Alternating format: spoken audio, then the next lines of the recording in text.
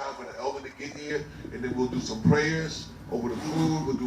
We'll do our Shema prayers and all the things that we need to do, and then we'll start whatever remains after that.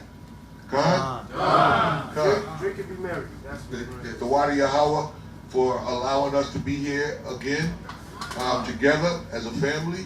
Thawadah Abanawi Yahweh for giving us this blessing to come and to share His word, so that we can get edified, so that we can continue to do those righteous acts by observing His holy days, His feast days, and we give praise and thanks to the Most High for those blessings.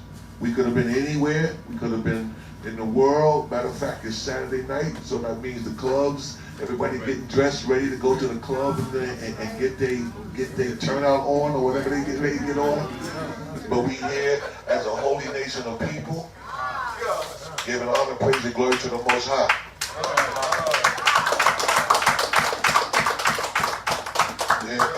And the beautiful thing is, though, we talk about this at camp all the time. We are a select group of people, and y'all gotta really let that marinate. You gotta really let that marinate, man, that we are a select group of people, man, because the world is still on that broad path.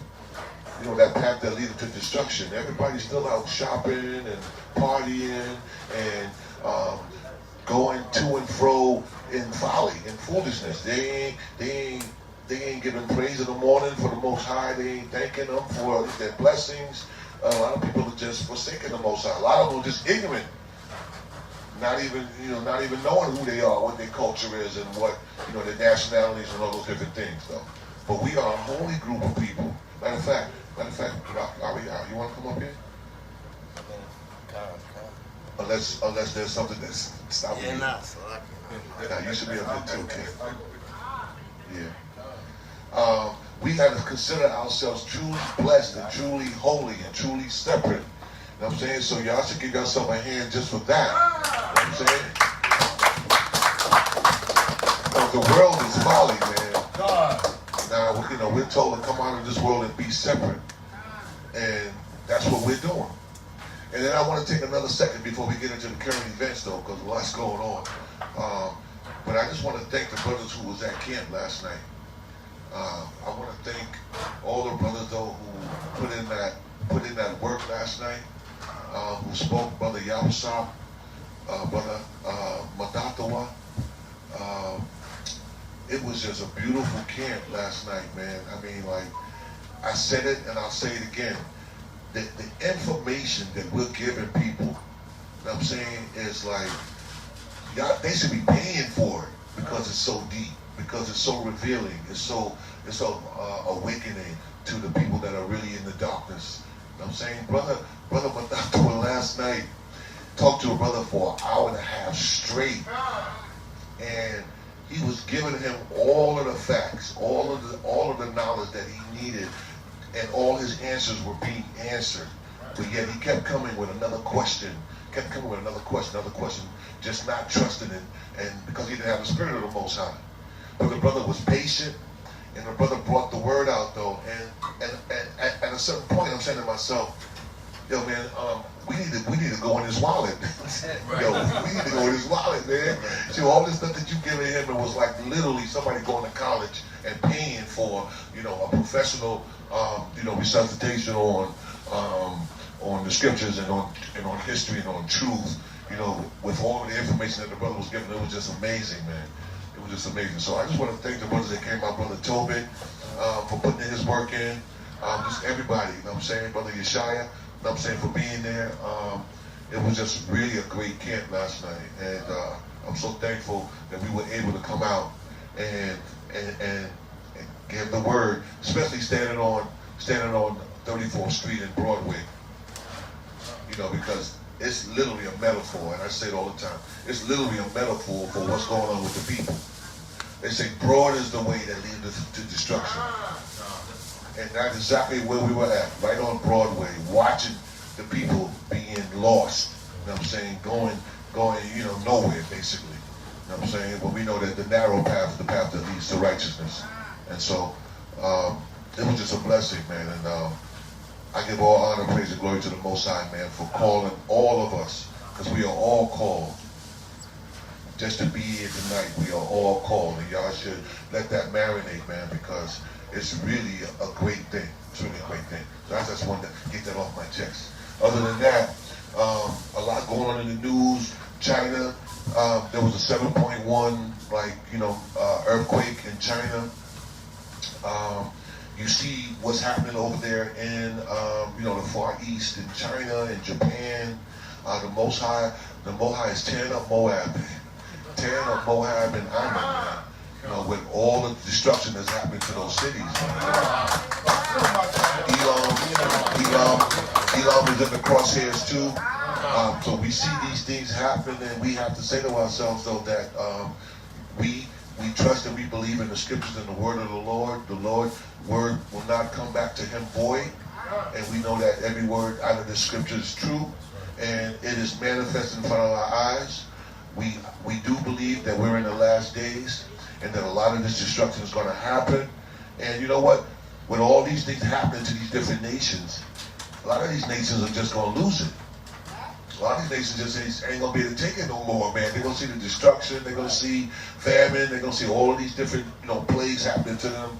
And that is going to speed up the process. That's going to speed up, that World War III that's going to be happening in the land of Jehoshaphat that the scripture tells us about, man.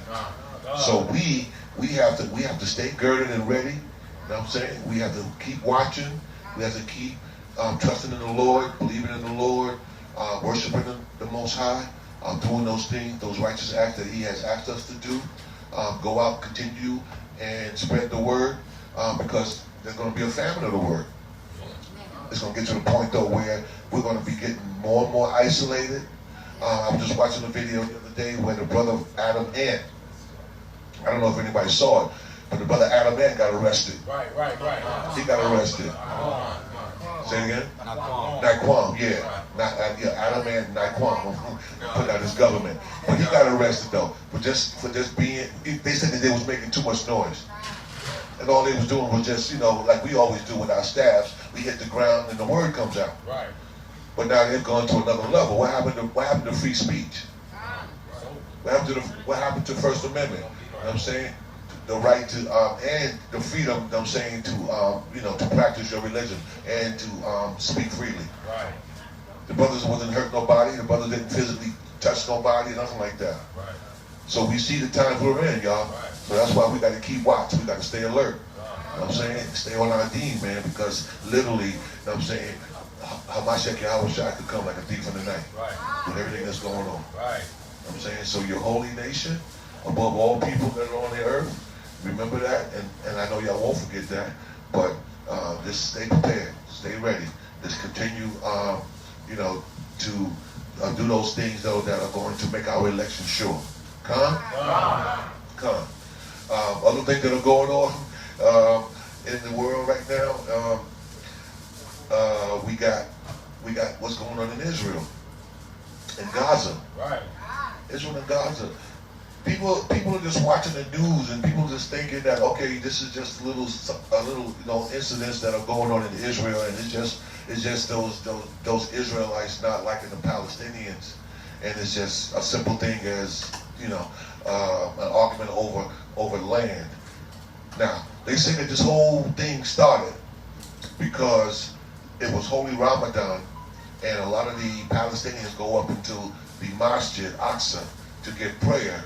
And some of the Muslims who was going up into that masjid, they were throwing rocks down to the Wailing Wall, where a lot of the Amalek play against the wall.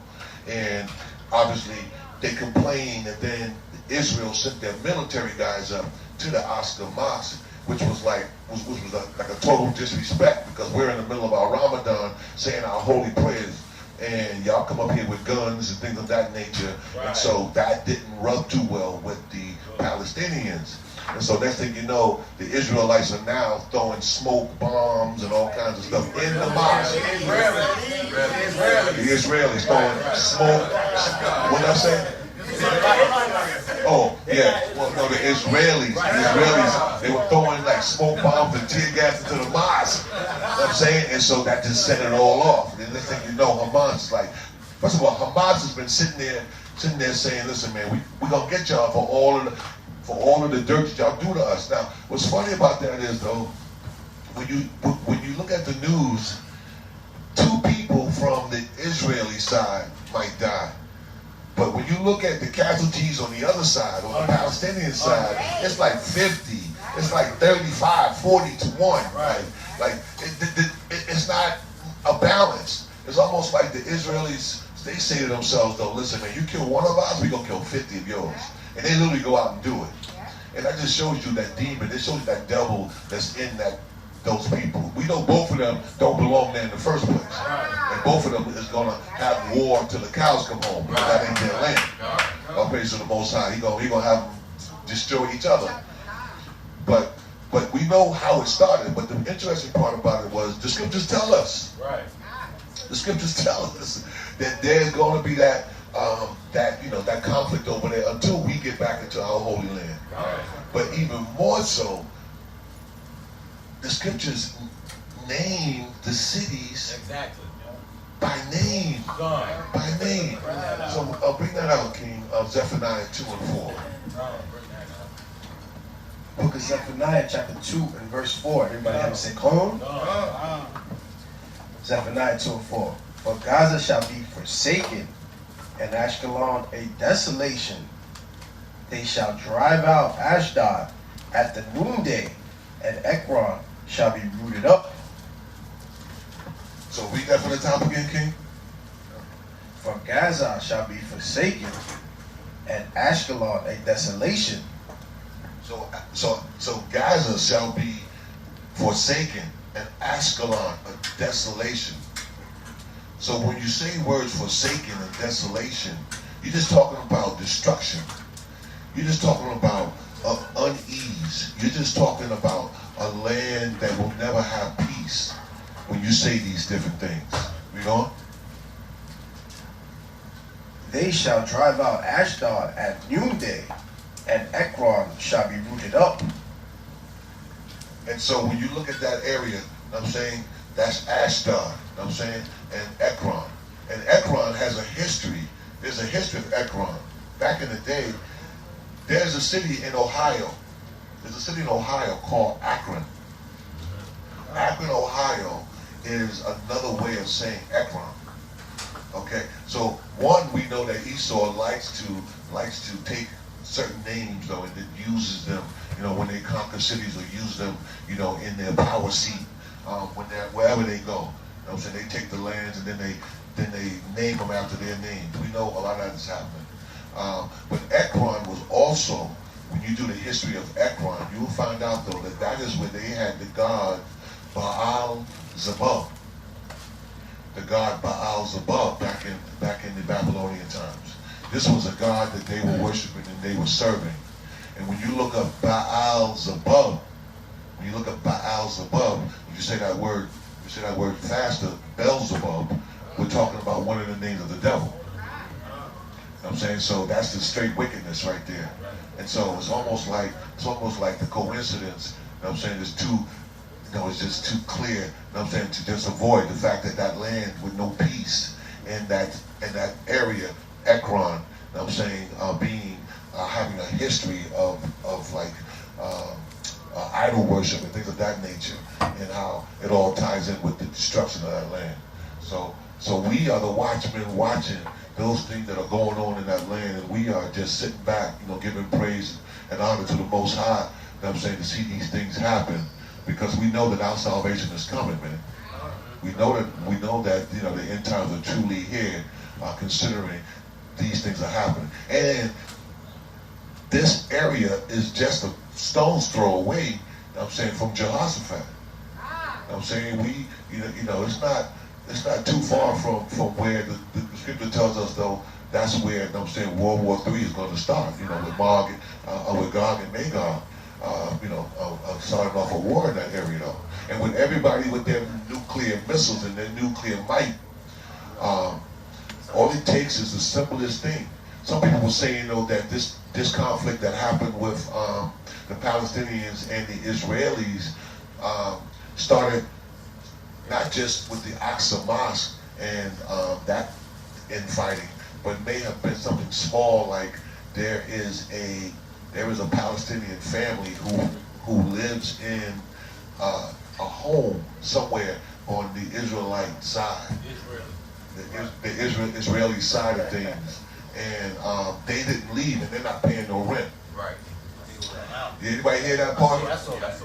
Yeah, and like to the point where they're saying, but just a little thing like that, I'm saying, was enough for the Israelis to have an issue with the Palestinians, to just have a reason, an excuse. And then another thing that's interesting about this thing is, though, we definitely gonna give praise to the Most High, because the Israelis swear up and down that they had this iron dome. Right. Anybody hear about the iron dome? Right. They got the iron dome, and this iron dome is supposed to be so invincible that you shoot a missile or a rocket into Israeli land that we're gonna decept all of it. So we're gonna intercept all everything you got. Right. And it was funny though, because the Palestinians was like, okay, y'all got the iron dome. Well, y'all have worked on missiles coming up and in to Israeli land. So what we're gonna do is we're gonna send missiles straight through, and that's how those missiles hit. That's how many of those missiles hit, and they hit them with like 700. Last count that I checked, there was like 700, 1,000, missiles and bombs.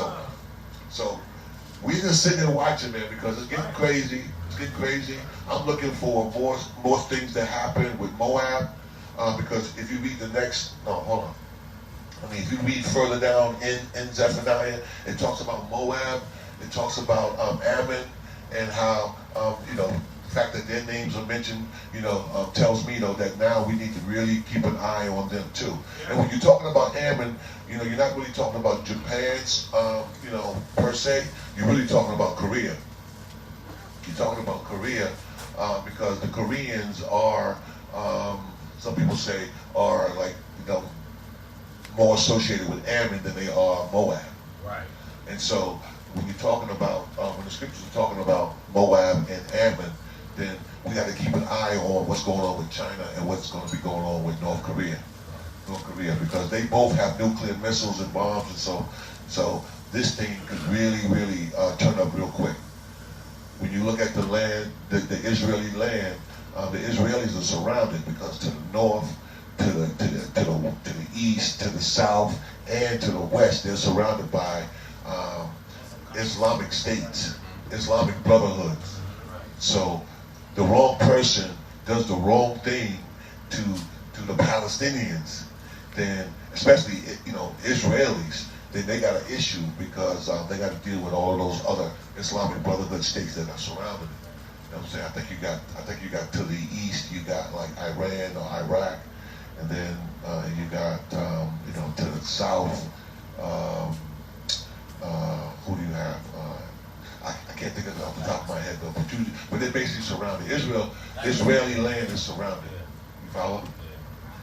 All right. There's another scripture that talks about also Gaza and Ashdod. You want to bring that up, King? I think it is Jeremiah.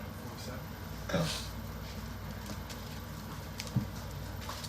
Everybody turn to Jeremiah 47 and verse 1. Hallelujah. You said we're going to verse 7 or just verse 7? Come. It's the book of Jeremiah, chapter 47. Go down to verse 7. Everybody have to say, come? Okay. You running this show, huh? Start at 1. All praises come. We're going to start at Jeremiah 47 and 1. The word of the Lord that came to Jeremiah the prophet against the Philistines before that Pharaoh smote Gaza. Thus saith the Lord, behold, waters rise up out of the north, and shall be an overflowing flood, and shall overflow the land, and all that is in therein, the city and them that dwell therein. Then the men shall cry, and all inhabitants of the land shall howl. So it says in verse 2, thus saith the Most High, behold, waters rise up out of the north, and shall be overflowing flood, and shall overflow the land. When we talk about the waters, we're talking about the different nations, okay, that are just licking their chops. You know what I'm saying? Looking at the Israeli land, and looking at these imposters that are in our homeland. And these nations, like I mentioned before, are to the north of Israeli land, to the west of Israeli land, to the south of Israeli land, and on the seaside of Israeli land. Read on. Jeremiah 47 and verse 3. At the noise of the stamping of the hoofs of his strong horses, at the rushing of his chariots, and at the rumbling of his wheels. So at the noise of the stamping of the hoofs of the strong horses, at the rushing of his chariots, and at the rumbling of his wheels. We're talking about soldiers in war. We're talking about missiles. We're talking about tanks. We're talking about all of those weapons of war that ultimately will be brought out. As this hatred between these two nations, turns up. The fathers shall not look back to their children for feebleness of hands. And we already seeing that. Just in this first round of these, this division and this Israeli conflict with the Palestinians. Though we see a lot of these parents, though, man, like totally devastated. You know what I'm saying? The brother Kasim was just showing the thread where the children were, being, taken to hospitals, half bodies and feet blown off and hands, decapitated and things of that nature. So we see that the scripture is right and exact. It's basically giving us a play-by-play.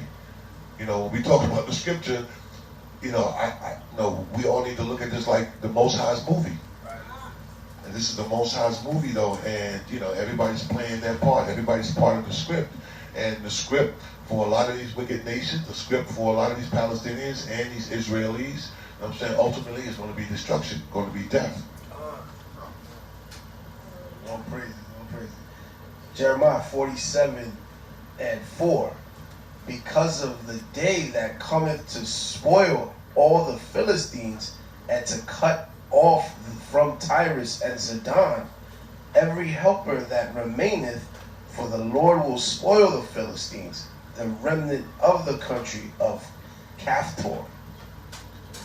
Because at the end of the day, the Hamas and the Palestinians basically are not winning. Just like I said to y'all, though, like if they kill one Israeli, then they're gonna lose 40, 50 people, or even more, hundreds. And so when you do the math,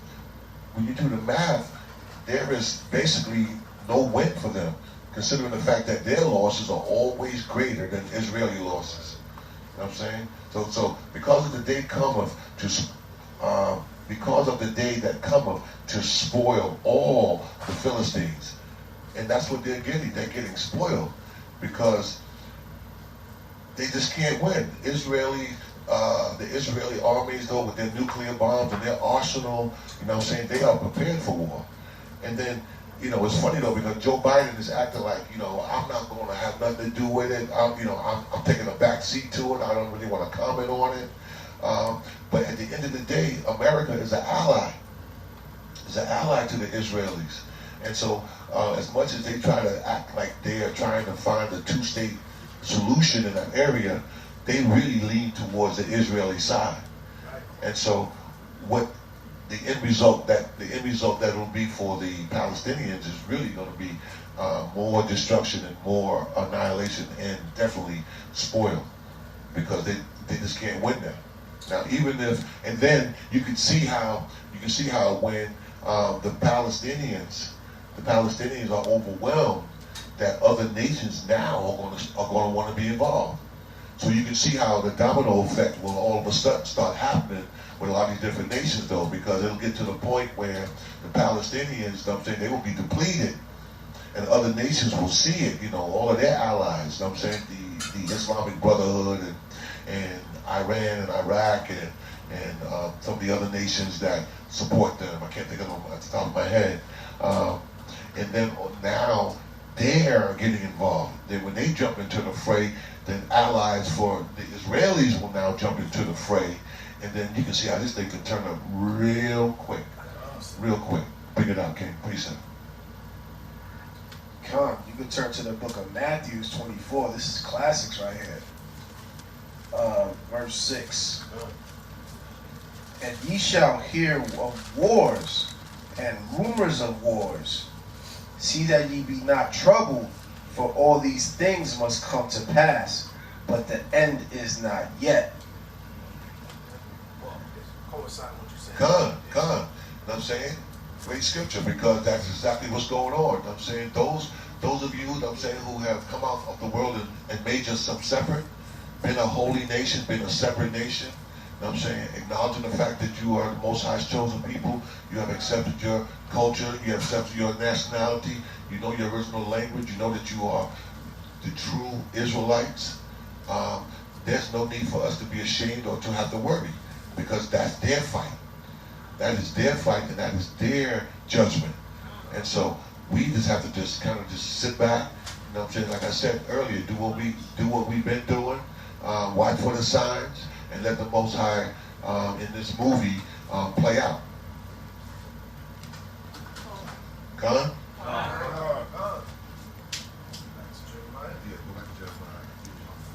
Jeremiah 47 and verse 5.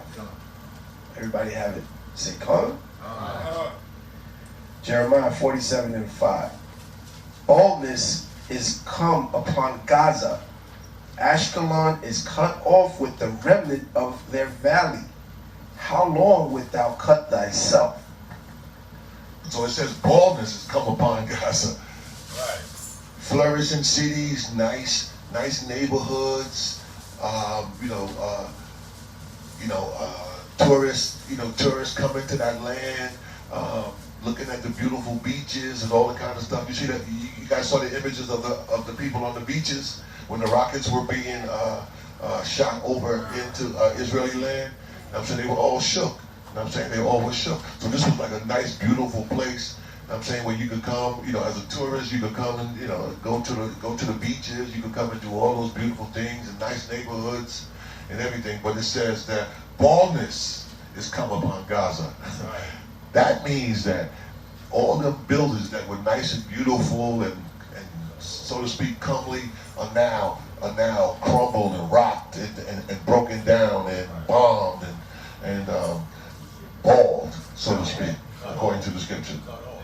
And cut off, done, and cut off. And that's what it says. Ashkelon is cut off with the remnant of their valley. I mean, whatever's remaining, whatever's remaining in that area, eventually is going to actually be destroyed. So that goes back to what I was saying, though, that these Israelis are too much for these people.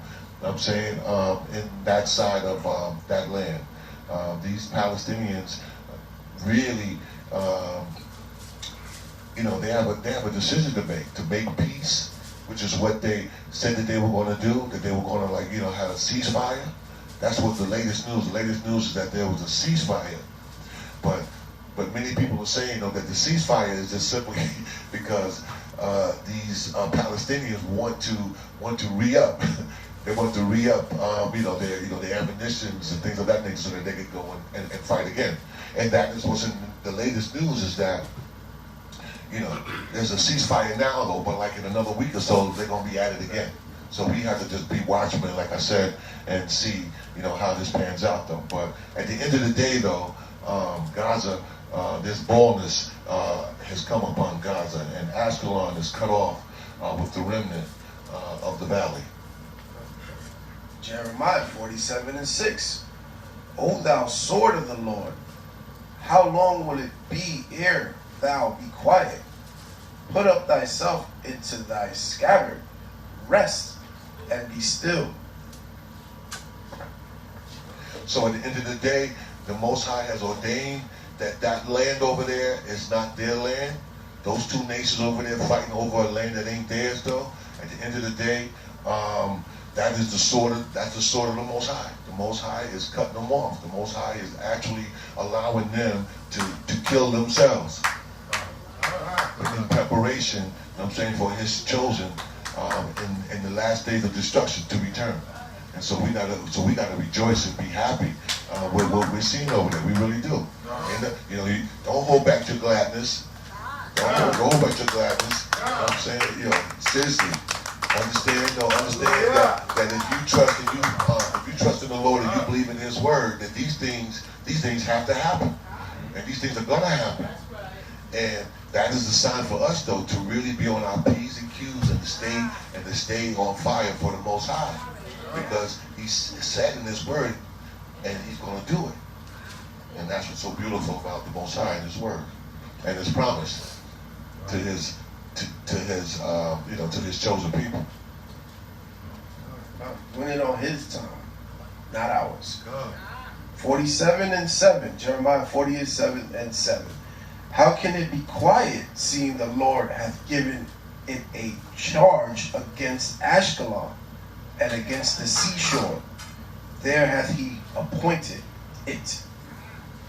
So like we said, though, the Most High said, y'all don't belong in that land. In 1948, the Israelis were given that land through the Balfour Declaration. They didn't naturally deserve to be in that land, but through the wiles of the devil, through the wiles of this demon, the Edomites, and all of their secret councils and things of that nature, the Rothschilds and the Rockefellers and all these different people that put them in that land. You know what I'm saying? That is the land that the Most High has ordained for us, and that they're not supposed to be there. That land is barren. Those people over there are dying from high rates of sun cancer, and they still haven't gotten there. They still feel, though, that they are God's chosen people, and that their blessings are going to come. To the point where now they're even talking about over that land that they got the Messiah. That the Messiah is here now. I don't know if any of y'all heard that. They claim that they have the Messiah, that the Messiah has returned over there. Now they're keeping him under wraps. They're keeping him under wraps. They ain't telling us who he is, and he ain't out and about saying yeah. Oh, they ain't saying like, yo, he's the one. But they're already claiming that the Messiah has returned. And the Most High is going to make that land bald over there. He's going to make that land bald for sure. And that definitely is the sword of the Most High, though, who is just cleaning out that land. Because they don't belong there. They don't belong there. Say it again? He's dead in New York. He died in New York. They say he's in Queens? Yeah, he's in Queens. But he's dead, Yeah, he's dead. Got the whole graveyard over there. God. This is let's go back to Matthew 24. Go back to Matthew 24:4. Start at 4. Everybody have a say come. And Jesus answered and said unto them, take heed that no man deceive you. For many shall come in my name, saying I am Christ, and shall deceive many. So that's the coincide with that. Obviously, there's a lot of things going on that hasn't come to pass yet for the Messiah to return. God. And the whole world is going to be duped by all of this talk and the false media and mainstream media that's been lying to us, CNN and all of these places, because they're all conspiring together. They're all in this thing together. And being in this thing together, though, they are crafty. That's crafty counsel again at its best. Putting these narratives together, though, and before you know it, there'll be support that same idea. that same idea that yes, this so-called Messiah is here. The so-called Messiah has returned, so to speak. But we are told though that, you know what I'm saying, they can say that he's in the mountains, they can say he's in the seas, they can say that he is in Florida, they get a tan, they can say that he's in a cave somewhere, it don't matter. You know what I'm saying? But we are to trust it not. You know what I'm saying? Because no man knows the coming of Hamashiach Yahweh. When Hamashiach Yahweh returns, the whole world is going to know. The whole world is going to see it. You know what I'm saying? Because he's coming in the clouds. He's coming in the clouds with the host. You know what I'm saying? So you ain't going to be able to deny it when Yahweh returns. What a glorious day. What a glorious day that's going to be, man. You know what I'm saying? A dark day. That's right. It's going to be dark. It's going to be weeping and gnashing of teeth. That's right. Because a lot of these nations, though, with all them lies and with all of those tricks and with all of the things that they've done to try to put themselves in the position of the Most High, you know what I'm saying, that is all going to backfire and turn on them. Bring it out, King. Book of Revelation, chapter 1 and 7. When everybody say, "Con." Behold, he cometh with clouds, and every eye shall see him, and they also which pierced him, and all kindreds of the earth shall wail because of him. Even so, Amen. So it says, all kindreds of the earth shall wail because of him. So these fake saviors and so-called holy men that's supposed to be coming as the Messiah. You know what I'm saying? The whole world ain't even feeling that. The whole world ain't gonna be reacting to that. That's just the delusions of those people, in this Israeli land and all of these non-believers, for the most part, though. But the whole world ain't gonna be shaking like that. But when Hamashiach Yahweh returns, the whole world is going to be shaken, and that's what we look forward to. That's what we look forward to. So, we know this is what's happening now. We know that in the world. We got the earthquakes, we got the plagues, we got all these different things happening in the world, all of these different signs. We got women having 9 babies. This is insane. You know what I'm saying? A natural birth, and a 2-legged being is having 9 children. I mean, that's insane. That's not natural. That's not, the way the Most High had created it. We understand that there's twins. We understand you can have 2 children, but you got women. Elam, this particular case, Elam, this woman had 9 kids at one time. We know that it definitely wasn't a natural birth. We know that it was, some kind of in vitro fertilization that happened, and so she ended up with 9 babies, though. But that just tells you, though, the wickedness and what's really going on, in this world, from the GMO foods, to all these wicked heathen nations, want to be God, want to be the Most High, and all the things that they're doing to really go against the Most High. And so you see all these little freaky and wild little, situations happening in the world, and you say, wait a minute, what's going on? They got animals that are showing up, beached on the oceans that they've never seen before, are showing up now. I'm not saying that they didn't show up in the past, though, but they're animals that they can't explain. They're like, what the hell? Where did this thing come from? This thing belongs. If it did belong in the sea and the ocean, it wasn't supposed to be on the shore somewhere. It's supposed to be deep in the ocean, living under the dark, and etc. But now these things are coming, up to the surface, getting beached on the land. We got whales again, beaching themselves. So we got a lot of different things in the world that are happening in the current events that just gives us a wake-up call that, again, we have to kind of be on our P's and Q's, and we got to continue to stay in this truth, all the way to the and endure to the end. Endure to the end. You got something? Okay. Say again. Okay, Con, you want to bring that out? Oh, you brought it up. Okay, all right. So with that, Let's just continue to watch the news. Just one thing about this camp is that we're able, though, to stay in this truth in the scriptures, but at the same time be able to tie these scriptures in with the current events, and that gives us even more in-depth knowledge and insights as to the time we're living in. And as a result, though, we have to just continue, though, to be diligent, because I trust though that like many of you, the times are short, and that the end is soon to come. Anybody else over here? Okay. So, any other current events out here? I mean, if you want to talk about what we were just talking about earlier, they got this basketball player right now. This has nothing to do with anything, but there's a lot of dirt going out with certain athletes now going against each other, bringing out each other's dirt, and one guy is benefiting from it, big time. The other people are now sitting back,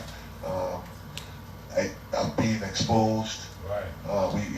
The one brother was talking about this radio guy, 𝐤𝐄𝐿, I'm saying, and his dealings with an underage girl, and how that never came out, or if it came out, though, it was squashed really quick, which says a lot about the fact that he may have, sold his soul, to higher authorities, where he's able to keep his job and he's able to continue to be talking on the radio while having all of these things in his past and his history. The question is, if anybody else had had these things revealed on him or her, would they still be able to keep their job and keep their work, especially a job that is like, that connects to the people and exposure and this Me Too movement and all that kind of stuff? How was he somehow, sheltered from all these different things?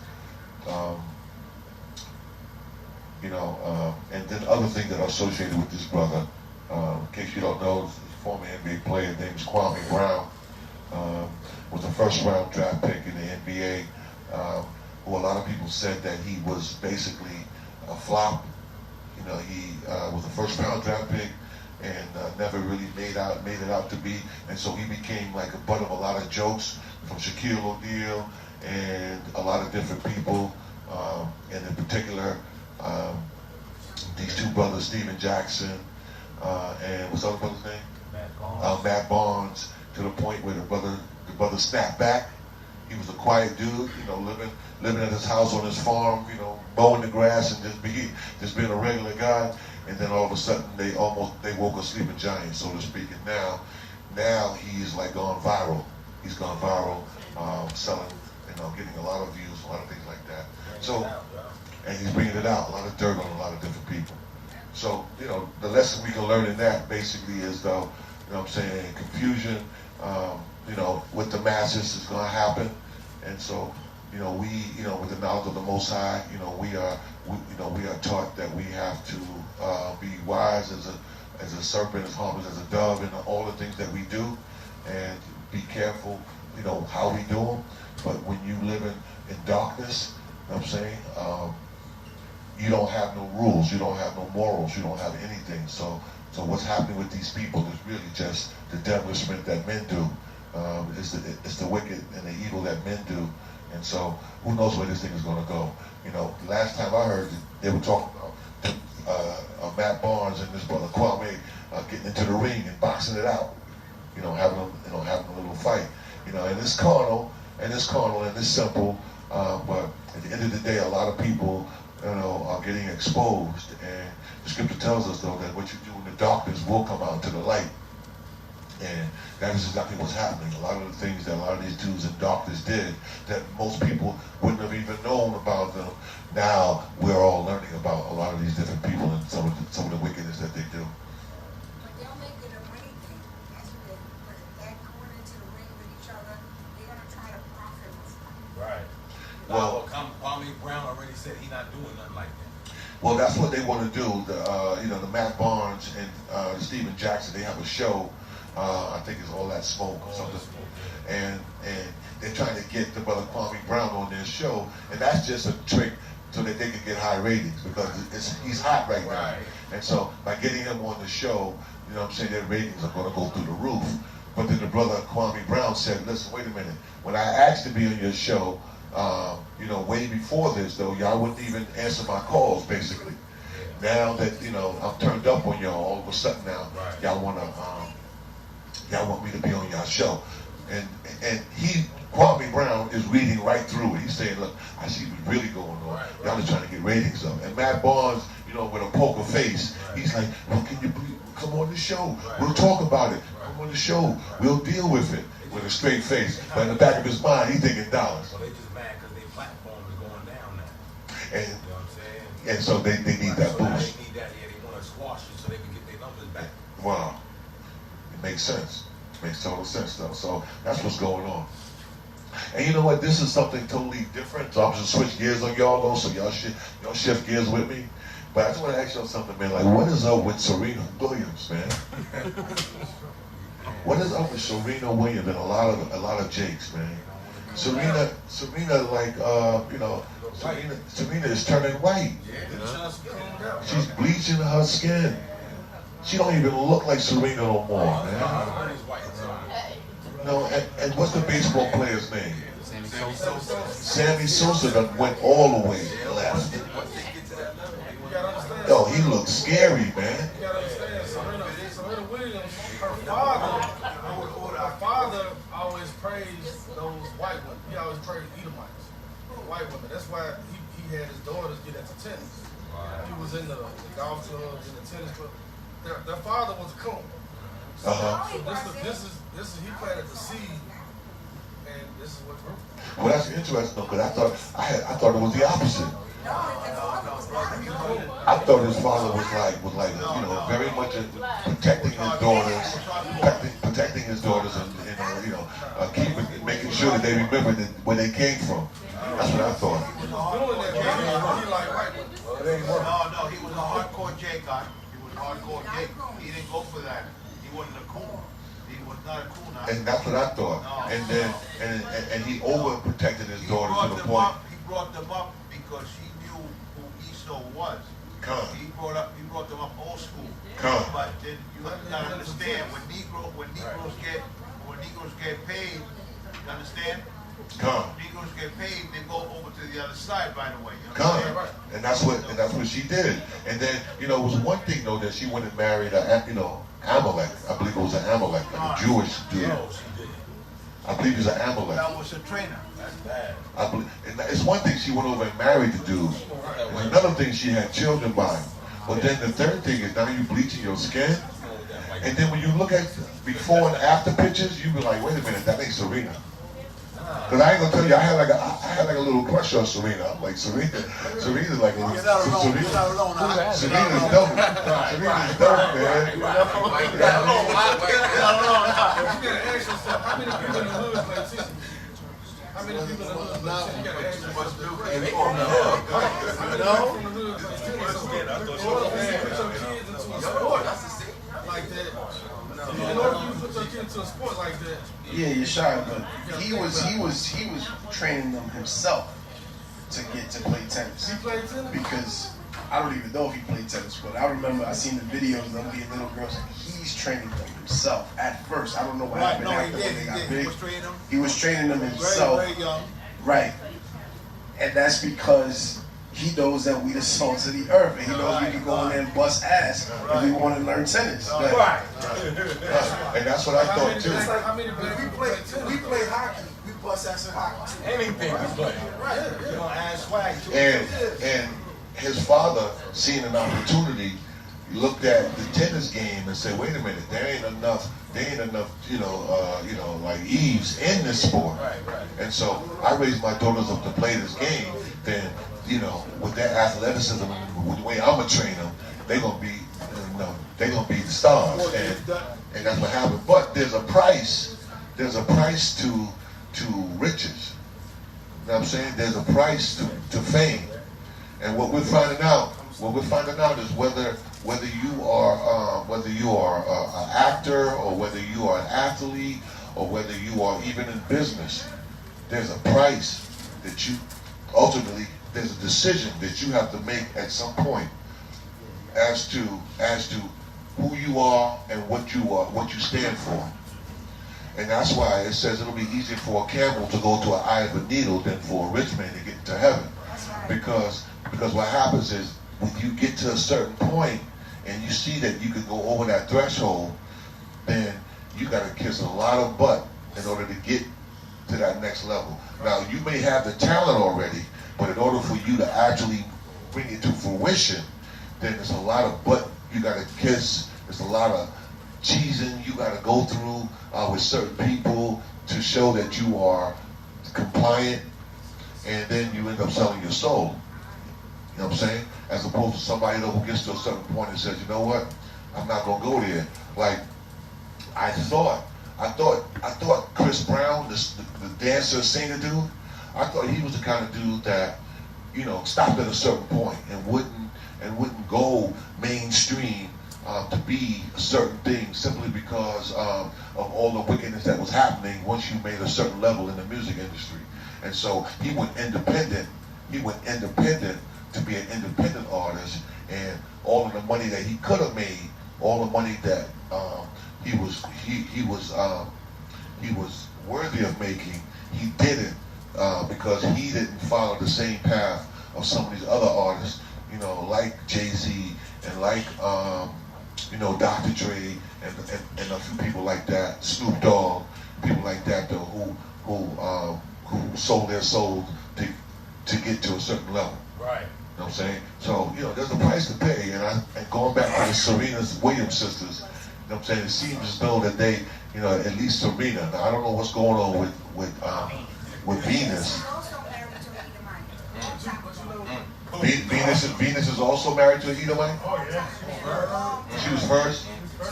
Yeah, so that shows you. Serena was dealing with all the brothers for a while because she was good. She was dealing with like, Venus went straight on. Right. Well, you know, it is what it is, though, and that unfortunately happens when you make that decision, though, and you forget about who you are. And the sad part about it is, though, if what we're saying about her father, if her father, you know, protected them and kept them in a world of knowing who they are and what they stood for, then you have to say to yourself, well, then what went left for them? What actually went left? And as a father myself, you only can do so much. You can raise your children, but at a certain point, they're on their own. And obviously, his daughters made that decision to go left, you know, to go with the other nations, you know, and they're gonna have a price to pay with that, because that reminds me of a story that we're seeing that's happening in the world where a lot of these Eves, and no offense to the sisters that are here, but a lot of these Eves that feel like their comfort going to these Edomites is the way out.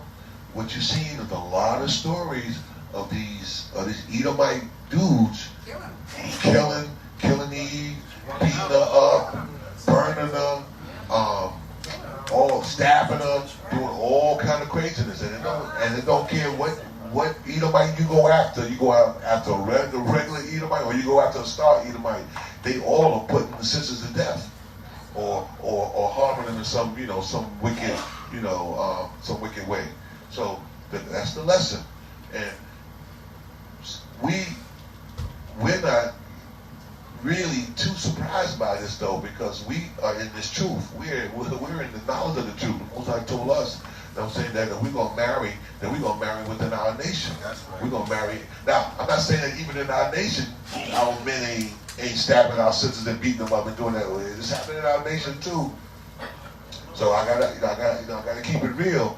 I gotta keep it real. But if you go into these other nations because you trying to get to the top, you trying to find higher levels of success, you know what I'm saying? Well, then that's a quick judgment. That's a quick judgment that's happening to a lot of our sisters. Now, as far as what's happening in our own communities with the brothers, you know, I think a lot of that is the curses. A lot of that is the curses because we have neglected the word of the Lord. We have neglected His ordinances. And as a result, though, just like in Deuteronomy 28:50-54, know what I'm saying? Man will leave the house, the woman will leave the man and his children and all those different things like that. And those things are going on. And so but we, we rest assured in the truth simply because we know that this is supposed to take place. And that's why the greatest thing about what's going on with us right now is that we have the knowledge of this truth, and because we have the knowledge of the truth, we have order, and we have a game plan, and we have texts that teach us how to stay on a certain path when it comes to different things. And if our men and our women are on the same page, then it's nothing but truth and righteousness and blessings. You know what I'm saying? But when you don't have this truth, you don't have the word of the Lord, then you are open and suspect to any and everything that's under the sun. That's just me, okay? I think the one that's just me. At the end of the day, that's the real root cause. Nobody has the knowledge to give them. That's why they end up just where they at. Yeah, Khan, the brother Yeshua said that is, they don't have this truth and they don't have the knowledge, and so that's how they get caught up. You know what I'm saying? And so in our nation, these things are happening because they just don't have this truth. The men are out of line. The sisters are making, the brothers are making bad choices in picking certain sisters, and then vice versa. The sisters are making bad choices picking certain men. You know what I'm saying? So we know that 2/3 of our people are going to be destroyed for their wickedness and for their unbelief, and because of it, you know what I'm saying? We are in a good place though, because we know that the blessings of the Most High are with us. Okay? So there's a lot of other things going on in the world. I don't know if the elder wants to speak on what's happening in the world. If he does, let's do it. If not, then we'll go right on into we ain't going to the lesson now.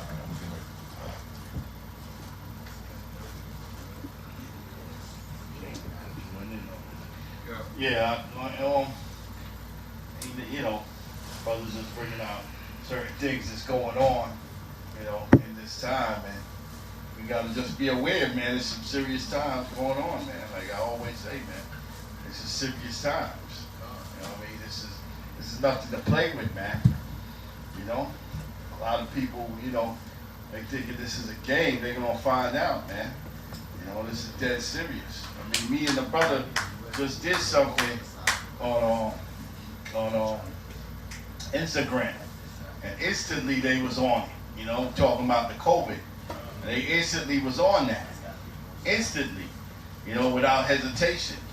Now, if you say certain things about the COVID, then it's like the brother was saying, it's like they got computed and they got all type of things that just catch your words. So as soon as you say something, boom, it pops up. So it's not a game, man. I've been trying to tell people, man, anybody that's playing with this, man, this ain't no time to play with, man. Okay, you fighting for your soul, man. Give me Revelation 18. You fighting for your soul here, man. We on the border of death, man. Destruction. So if you don't, if you playing with this right now, you playing with your life. Straight up. Playing with your life. Because this ain't no time to play no games, man. Okay? Give me Revelation 18. What we fighting for, man? You see brothers getting locked up. Right. Okay? You see brothers getting locked up. This is the time we living in now, man. The scriptures tell you that. 18 and 13. Okay, read. Everybody has to say God. This is the book of Revelations, chapter 18, verse 13. And cinnamon, and odors, and ointments. So this is talking about America, man. Okay, everything that America has. Everything that it acquired. Okay? The Bibles tell you this is the end of it. Read. And frankincense, and wine, and oil, and fine flour. Yeah, and frankincense, and oil, and fine flour. That's talking about all the riches that America has. Okay, why is it saying frankincense? Because remember, we talking about back then. So they bringing it to back then. John the Revelator and what they see. Frankincense. Frankincense represent what? Enjoying things. Having everything. You see what I'm saying? Having everything. Like how these Edomites is living, man. Unbelievable. The scriptures tell you how they living, man. You know what I mean? I just went, my family invited me to a graduation. I just went down to South Carolina, man. Okay? Myrtle Beach. Now you see how them crackers living, man. They ain't got to worry to think about, man. Enjoying everything, man. This is what the scriptures are saying. Read. And wheat, and beasts, and sheep, and horses, and chariots, and slaves, and souls of men. See that? And chariots, and slaves, and souls of men, man. The soul of a man. Okay, that's what we fighting for now. If you don't realize it, that's what we fighting for, your soul. Everybody fighting because that's what they fighting. They trying to take your soul. Trying to take your spirit. You don't know what's in these vaccine shots. Okay, they trying to take your spirit from you, man. That's what the scripture is talking about when it says the soul of man. The soul represents your spirit. And that's what they trying to take, man. That's how serious this thing is, man. This ain't no joke we do. We fighting for our soul, man. We fighting for our life here, man. And it's about to, one second, brother. And it's about to get harder and harder, man. Okay, it's about to get rougher and rougher, as you see in the brother. You know what I mean?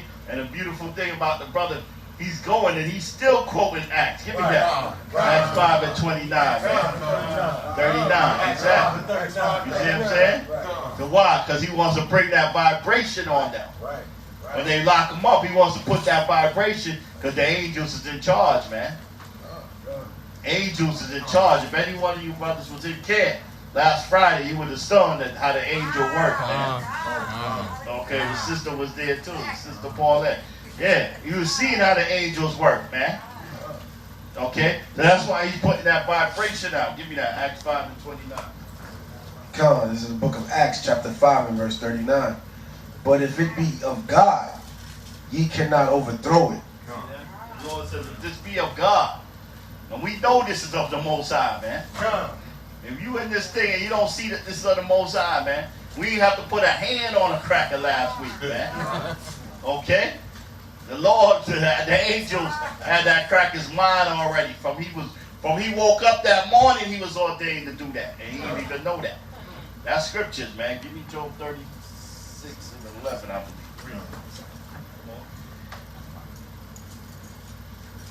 believe. Lest haply ye be found even to fight against the Most High.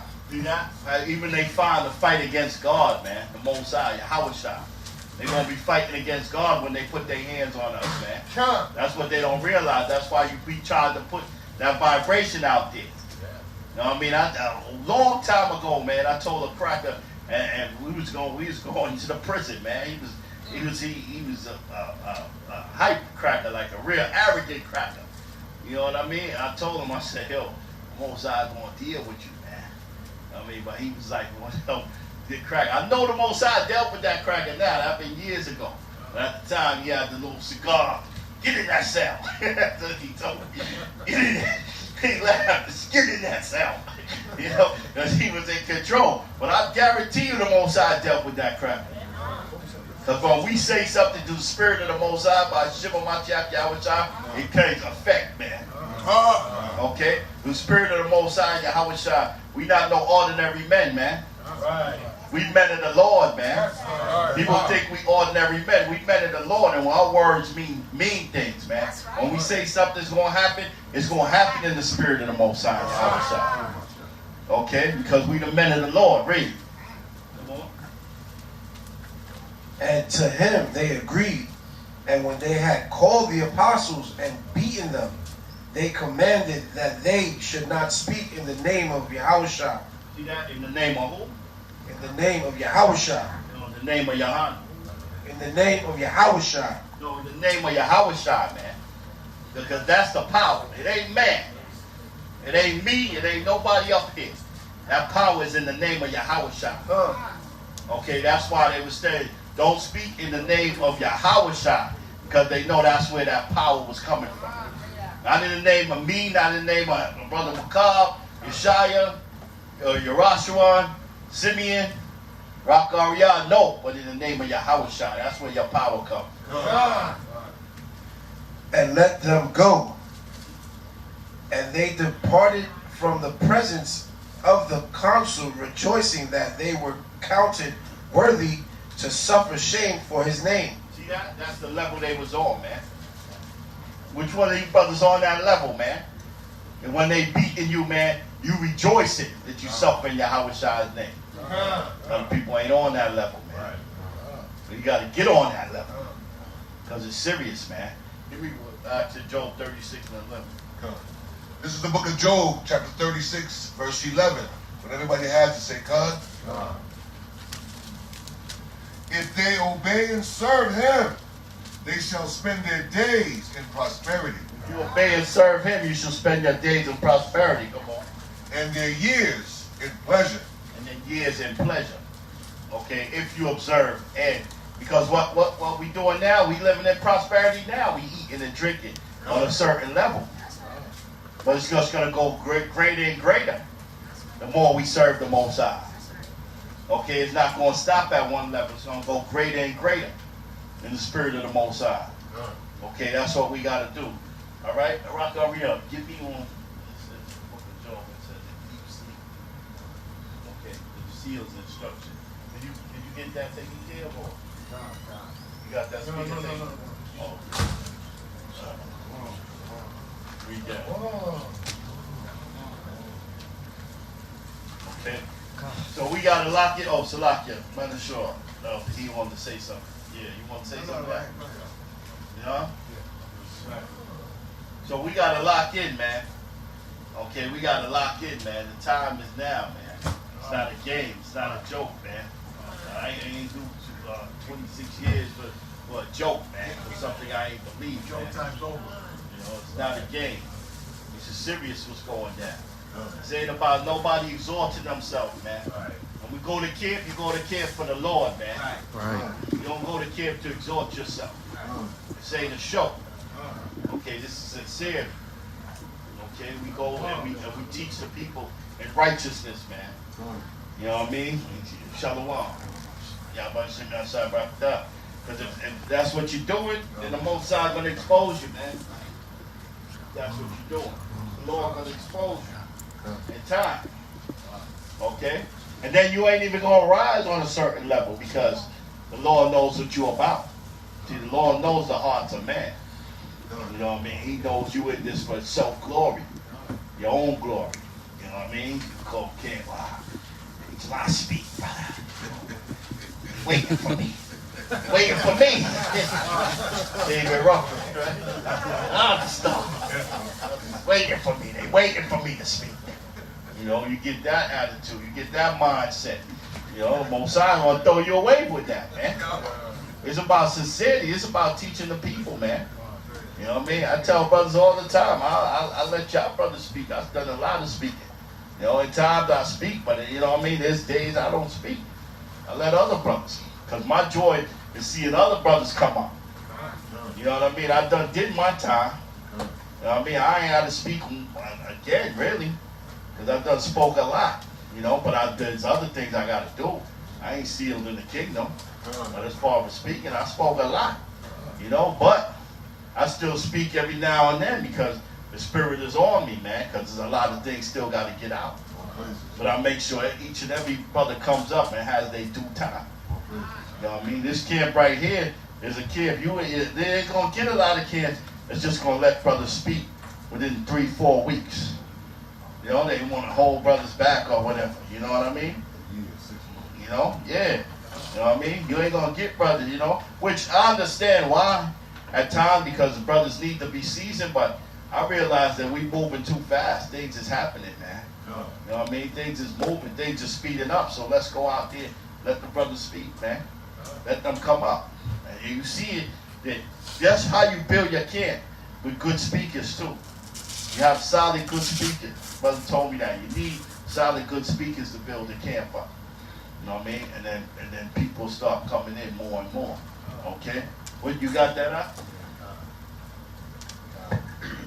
This is the book of Job, chapter 33, verse 14. When everybody has to say, "Come." Job chapter 33 verse 14.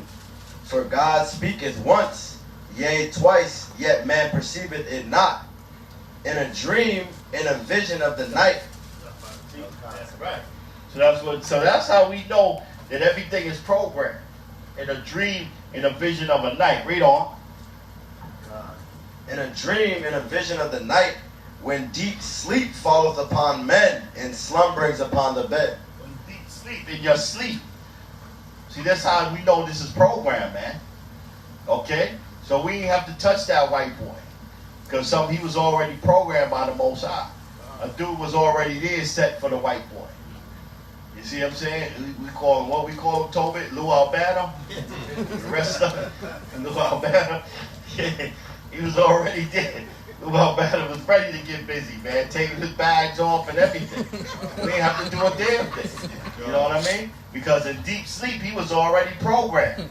And he was going to come to 34th Street half an hour before that cracker and get ready to deal with that cracker. It was already programmed in the mind. Read. Verse 16. Then he openeth the ears of men and sealeth their instruction. See that? Right. So your instructions is already sealed, man. You already sealed. You think you're going by your own ways. You already programmed, but programmed righteously, not programmed wickedly. Like how the white man want to program you to be a faggot. And program you to go. And he goes, anything that the Most High say to do, he go against. Opposite. But this is righteous program of the Lord, man. You see what I'm saying? So yeah, you were saying something about Chris Brown? Yeah. Then what? He didn't make the money? I was saying that he opted not to go to the next higher level where the wickedness is. He decided to go independent, like Jay-Z and Dr. Dre and a lot of different people. They went to a higher level and was in parties with with warlocks and witches and people of that nature to get the riches. Right. Yeah, well he's kind of shady, but he got a lot of riches. He's like the youngest person to get his master's. But he went independent. Independent, yeah. So he actually did better off than a lot of these cats that didn't have their masters. So every song that's sold, he gets off of it. He controls his masters. Yeah. Like he had that dude in his corner. What's his name? B.O.B. Whatever his name is. It was a conscious brother, that was, basically in Chris's camp or whatever. You know what I'm saying? He basically had a lot of stuff coming out with cloning and all of this other stuff that they was doing behind the scenes. It was like, yo, they trying to get him. They already lined Chris up or whatever. They got him on all type of MK Ultra drugs. He was blowing it up. And this is supposed to be his right hand man. They said they got Chris Brown? Yeah, the guy B.O.B. Said they got him on drugs? Yeah, he said that they got him, that like they messing with Chris, but he trying to break free. Okay. You know what I'm saying? From all of that. So that's all real. And that was his right hand man that came out and said that. Okay.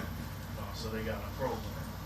Well, yeah, that's what they do in the industry, man. You think, that's why HOI, man. Then we're going to get into some new script. First fruits, and then we're going to close it up. But this is what HOI said, man. This is what you got to understand. Give me Luke 4, man.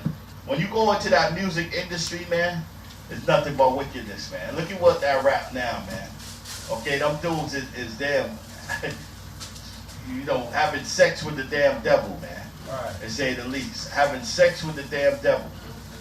Straight up. That's what that rap music. So when you go into that industry, man, when you go into that, that's what you're going to have to deal with, man. It ain't no lukewarm. You know what I mean? Either you're going to serve somebody.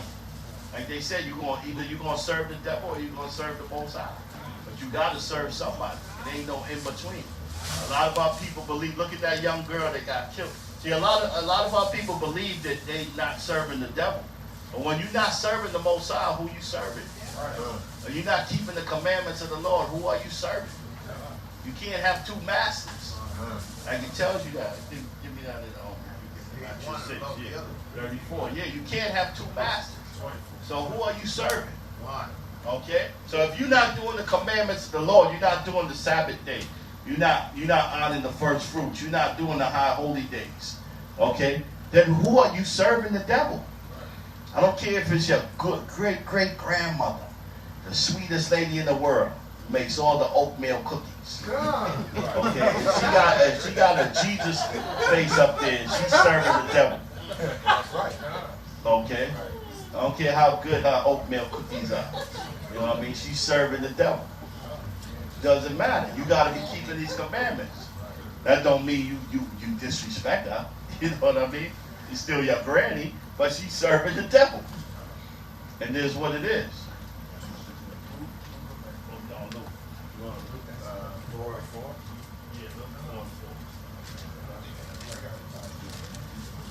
Book of Luke, chapter 4, verse 4.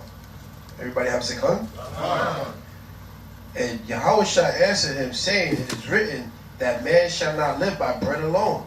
See that? So the Lord says man shall not live by bread alone, man. Okay? So the scriptures is telling you. So Yahushua cut them because they tried to tempt him. And he's saying, look, man shall not live by bread alone. Food ain't going to save you. Okay? Read. But by every word of the Most High. By every word that proceeds out of the Most High's mouth. That's what's going to save you. Doing the laws and the commandments of the Most High. Because it goes hand in hand. Because the Lord told you he could feed the birds.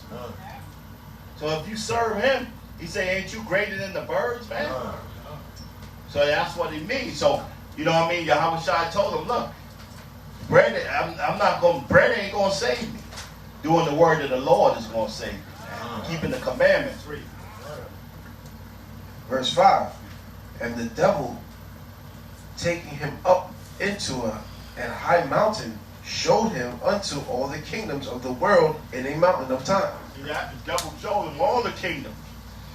But that's telling you that what? The devil is in control of every last kingdom, including this kingdom right here.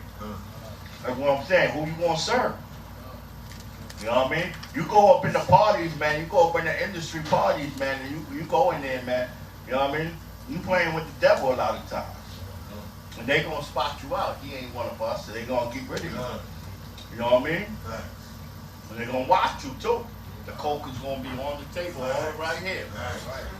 And you ain't sniffing, either he's an agent, something is wrong with you. Why you ain't sniffing? Fed or you know what I mean? They gonna get you the hell out of here. Yeah. I mean, they don't want no Jesus people, what they call it, Jesus freaks in there. They want to sniff their coke, man. Party.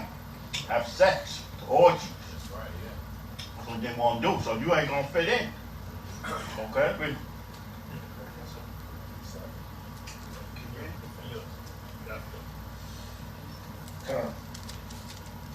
Verse 6.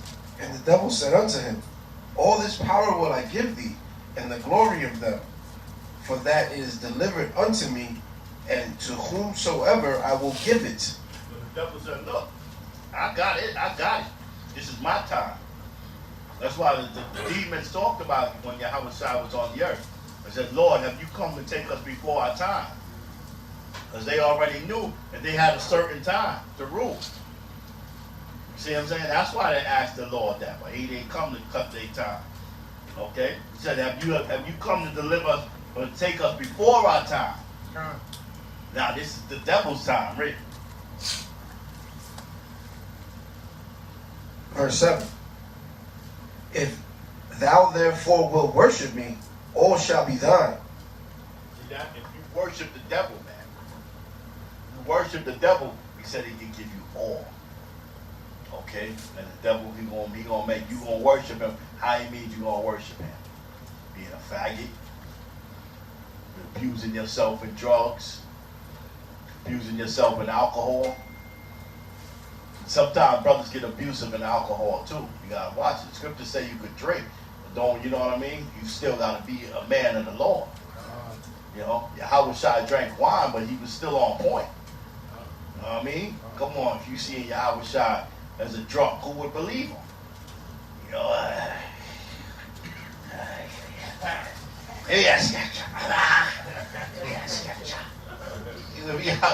you think the disciples would follow behind him? You know what I mean? He would be all out of sync. So you got to control yourself. So that don't give you permission to be wild alcohol and be all crazy and fighting and arguing. That's not the spirit of the Lord. We gotta make sure we walking in the spirit of the Lord in these last days. It's very important, man. This is the last days, man. This is very important that we walk in the spirit of the Lord, because anything can happen at any time, man. This is what we dealing with, really. And Yahushua answered and said unto him, Get thee behind me, Satan, for it is written, Thou shalt worship thy Lord thy God, and him only shalt thou serve. See that? Yahushua, no, he ain't want that. He said, I'm not making that contract with you.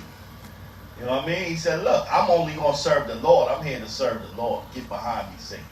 I don't give a care what you talking about, how much money you got, how many women you put in my face. I'm serving the Lord, man. I'm not here because you could have money and all that and still be miserable, man. That's what a lot of people don't know. Your spirit, just because you got money, but you can still be, most cats, they got money, you'd be surprised how bored they are. They just do things out of boredom. Like sniff coke, drink, get high. Because they be bored. You got all the money, you don't know what to do no more. You got all the money, all the women, you don't know what to do. Now you just bugging. Now you just making up things. Yeah, buying things you don't need. Telling women to do all types of 4, 5, 6 women at a time. Like you bugging. You just getting bored. Because you don't have no root, man. Rock Ariel, you have a scripture you want? Yeah, because you don't have no root, man. Your soul is gone, man. It's like the brother said, man, he can testify this brother, man. It's the best time he ever had, man. Okay? And he's been on a world stage. World level. And he partied with all the big dogs. And he said, he partied with the big dogs, man. And the brother's real humble about it. But all the biggest dogs you can think about, he partied with them. My brother will tell you, you know what I mean? But he's humble, man. He know that was fake, man. That was phony. That was phoniness, man. Because you could be with them clowns, but them clowns is like demons. You know what I mean? They just waiting to set you up. They go right behind you, talk to your woman. No loyalty with them. Ain't no love with them. You could be, but now the brother say what? He can feel the love here, man. He can feel the love among the brotherhood and the sisterhood. He can feel a genuine love. When you around them cats, all they talking about they money all day, and they ain't got no love for nobody. Okay? But you want to hang out with them and, you know what I mean, eat caviar and act all bougie. Wendy Williams foolishness. Or phoniness. Kissing on the cheek. That's stupidness that you do, man. That's stupid, man. It's so phony, man. It's phony, man. You don't want to party. You want to be with spiritual people, real. But DMX said the real people, man. He wanted to hang out with the real dogs. We told you that. They diss DMX, man. All that they talking about DMX, the dog forever, Russell Simmons, yoga faggot ass, and all of that. Excuse my language. But all of them, they talking all of that, they dissed them, man. Okay, DMX said he would kind of call, and I just want to pray with you. They say, man, I don't want to talk to that crackhead. That's no. They said, I want to talk to that crackhead, man. Tell him I ain't here. He want to pray for me. He's a crackhead. You see what I'm saying? That's why DMX said, I don't have no friends in the industry, man. Because he knew. Okay? What you got for me, huh? This is Matthew 6, 24. This is the book of Matthew, chapter 6, verse 24. When everybody has it, say, come. No man can serve two masters. No man can serve two masters. No man can serve two masters. Okay, I'm going to get into my Louis Farrakhan attitude. No man can serve two masters. Come on. For either he will hate the one and love the other. He will hate the one and love the other. Like Farrakhan say, who's your master? Who's your master, damn it? I show you who you serve. You know when you shake the hand, I show you who you serve. Who's your master? It's true though. Who's your master? What's his name? Is it Bruce Leroy? Bruce Leroy's still looking for his master. Bruce Leroy was looking for the master all the time. Master. Shogun said, I'm your master, boy. Bruce Leroy said, you ain't my master. Well, it was deep. Because they said, the master's within you. The kingdom of heaven is within you, bro. Once you learn to discipline and control yourself, you your master, your own master. But the kingdom of heaven is within you. You know what I mean? That's what he ain't understand. Read. And love the other, or else he will hold to the one. You will hold to one, come on. And despise the other. And you're going to despise the other. So you can't be on the Most High side, and you can't be on the devil's side. Either you're going to love the Most High and love his ways, or you're going to love the devil and love his ways. And that's the thing with a lot of people. A lot of people love the devil. So like, you want to say something, Kapo? Okay.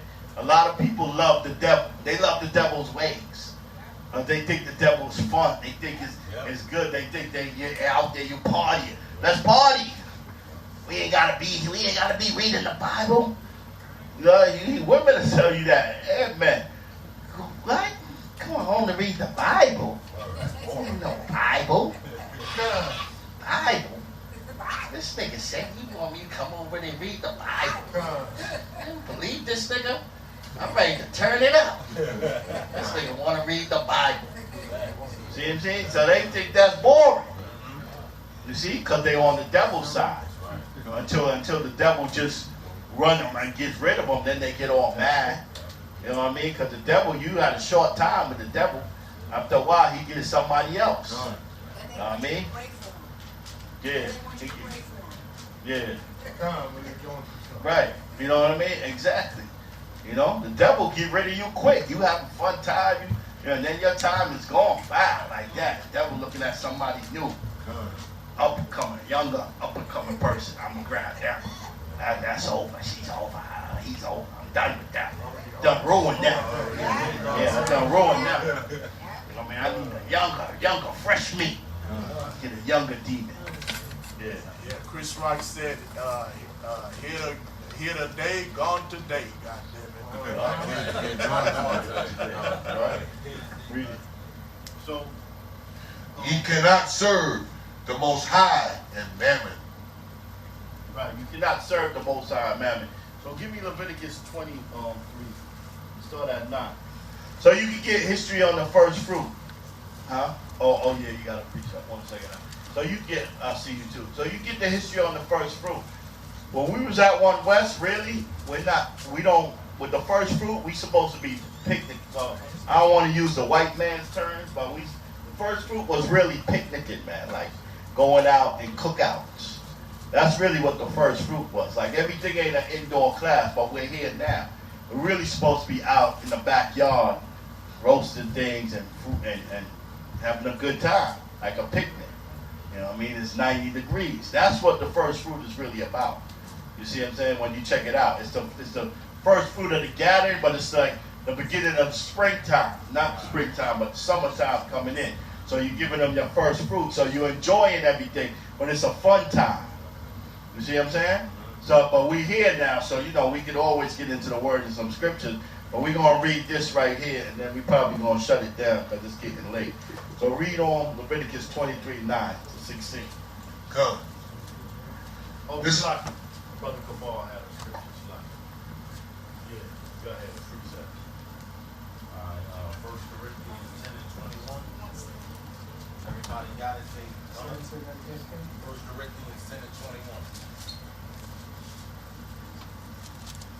Everybody got it? Say tongues. Come. All right, 1 Corinthians 10 and 21. Ye cannot drink the cup of the Lord and the cup of devils. Ye cannot be partakers of the Lord's table and of the table of devils. That goes out beautiful, man. Because your spirit's gonna be jacked up. You're going both ways. Your spirit is jacked up. You can't come into the high holy day after just partying or sniffing coke. You know, we're gonna be all messed up. We're gonna be jacked up and people gonna look at you. You know what I mean? So you stay on that side, or you stay on this side. You can't go into the devil's zone too. After reading all these scriptures and trying to be righteous, and now you in the club partying and chilling and acting up. They gonna look at you, man. You know what I'm saying? Look, man, I've been in zones where I'm seeing people, man, and they told me, yo, at the job, yo, you different. You don't belong among us. You don't belong among us. You different. They sniffing coke. I had some hell of a job, man. I had to do some of them jobs. Before I even came in, it's true. But I was still seeking spiritually. But even before I even came in this truth, man, I worked at bounces and strip joints and all of that, man. Top of the level, seeing the biggest Edomites and man, the women on the outside very beautiful, but inside is full of demons. So I've been around the worst of worst. And even then when I was coming straight, it's like, you don't belong here, man. You know what I mean? You different, like you searching for something. Because the demon can pick it up, man. They can pick it up. You don't belong here. You trying to front. You searching for something. You know what I mean? And I didn't even know what they was talking about. I was just trying to get money because the money was damn good, man. I ain't gonna lie. They paid like crazy. Your brother know what to talk. Tips and all type of stuff, man. Big mafiosa cats, mobsters, real life mobsters, man. I've been around some real life, some good fellas. Real life good fellas. But a lot of that is just the movies, man. You think these guys, the good fella dude was a faggot, man. He was a homo. This dude worth $100 million and he's a made man with Rolex on his hands and all of that. It's a goddamn faggot, man. That's the movies, man. See, that's what I tell you. Get caught up in Scarface and all that garbage, man. And, you know what I mean? That's movies, man. The monsters is regular dudes, man. Regular people. Oh, he's a made man. That's the chick. He's a capo. He's a boss. He's a made man. Oh, he's a faggot. They got a lot of money, man. They talk a lot of garbage. Yeah, did a lot of underground. Yeah, and get blacks and other ethnic groups, Albanians or whatever, to do his dirty work. A lot of mobsters, they soft themselves, but they, you know what I mean, they got the money. Whack 'em, boy. Whack 'em, go whack 'em. Give you 20,000. Whack him right now. Let me see you beat his brains out. You know, they just got money, man. But that movies make you believe this stuff. We get caught in the movies. That's what I'm talking about. When you running from the Chinese man. These Chinese dudes don't know no martial arts like that, man. Every Chinese man you see don't know no martial arts, man. As soon as you come, Jake, I see you, brother. As soon as they come, Jake run his ass around. A lot of them Chinese dudes don't know no damn martial arts, man. But you had Jake in the early 80s. They were scared to death of Chinese. I ain't been, shit, I ain't messing with that. Shit. You know how Judah talk. Shit. I ain't messing with you, brother. I ain't messing with that nigga. Chinese nigga, he look like he can whip my behind. Skinny ass Chinese don't know nothing, man. You scared, man. Go ahead. No, I was gonna say, you know how many takes it take for them to get a scene right? So all that stuff you seeing in the movie, that was like over an hour of him doing the same thing over and over and them getting the take right. But in real life, he ain't doing that. You know what I'm saying? He ain't doing that. Jet Li is not kicking nobody's ass, man. Jet Li is a little short dude that'll get beat up. You know what I'm saying? He really is trained martial arts. Yeah, Chinese man staying here, he got a gray beard and he flip it all the way over. That's movies. Flip it all the way over there. Came to try my dragon style. Show ya. Dragon style is the elite. Come on, man. Yeah, that's crazy, man. Yeah, but I'm with Rock Aria. I mean, I ain't gonna try Jet Li though. I ain't gonna try it though. Go ahead. There's something Chinese were fighting each other. Talking about, nigga, this nigga, yo nigga, and swinging couldn't fight, bro. Yeah. Calling each other niggas. Stop Asian hate, man. That's the biggest thing you can stop Asian hate. That's wicked as hell, man. You know, they know what's going on, man. I have yet to see a Chinese man, a cop with it on the neck of a Chinese man, pleading, man, for his body, pleading for his life. But I see that among our people. They want to talk about stop Asian hate, man. It's crazy, man. Go ahead. This is Leviticus chapter 23, verse 9. As we get into the scripture for the Pentecost, and the first fruits. And the Most High spake unto Moses, saying, verse 10, speak unto the children of Israel, and say unto them, when ye be come into the land which I give unto you, and shall reap the harvest thereof. So back then, that's why it says land is important. We had our own land. Okay, so what the first thing that you were supposed to get, the first thing you're supposed to give of your harvest is to the Most High. That's why it's called the first fruit, man. Okay, I've heard brothers say all type of stupidness in the past, but I ain't even gonna get into it. Some brothers said, you know, you're supposed to give your corn, your whatever you have, the first of your reaping to the Most High. You know what I mean? One brother said, oh, it's disgusting. You take a dump. You give that to the Most High. What the hell is brothers talking about, man? Now, you'll be surprised who said that, man. You'll be surprised. You know what I mean? Somebody that people look up to saying that craziness, man. Crazy. That's great. And shall reap the harvest thereof.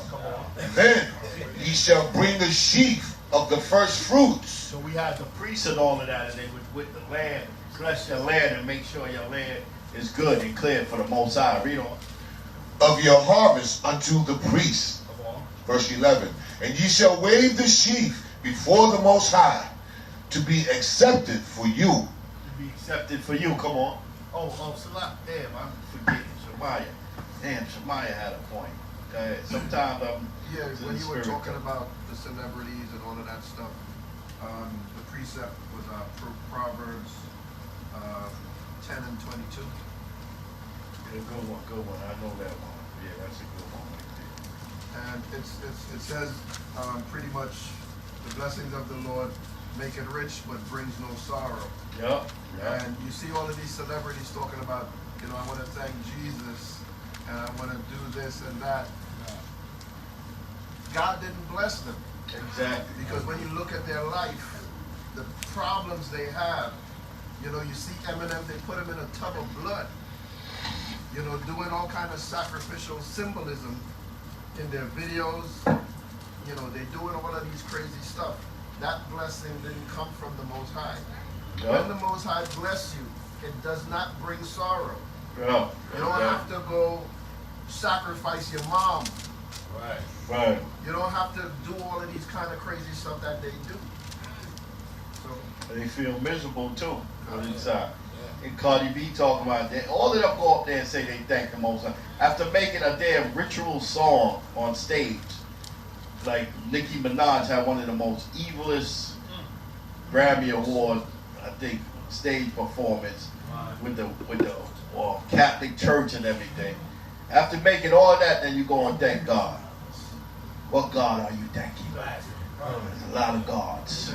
You ain't thanking the God of Abraham, Isaac, and Jacob. You thanking another God.